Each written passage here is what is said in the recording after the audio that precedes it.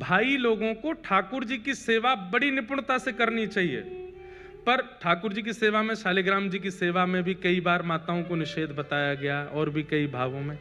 माताओं के लिए तो तुलसी सेवा, तुलसी की सेवा करो। जिस घर में तुलसी जी हरी भरी रहती हैं, जिस घर की तुलसी जी देख करके बस आनंद आ जाए, घनी तुलसी घर के द्वार पर लगी हैं, उस घर में कभी यमराज नहीं आते, उस घर के किसी भी व्यक्ति को यमलोक नहीं जाना पड़ता। सबसे पहला प्रमाण तो यही है।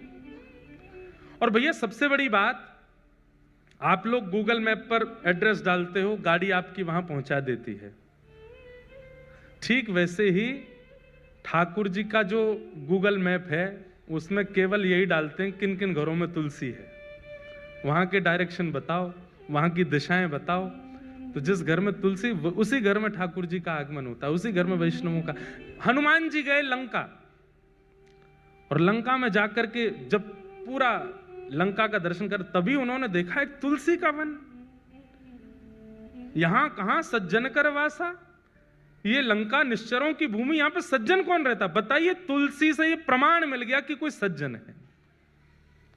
और जब भीतर जाकर के देखा तो विभीषण जी महाराज, विभीषण जी को देख करके हनुमान जी ने उनको सज्जन कह दिया और कहा तुम पर राम कृपा अवश्य होगी। केवल इतने मात्र से कि बाहर द्वार पर तुलसी लगी है।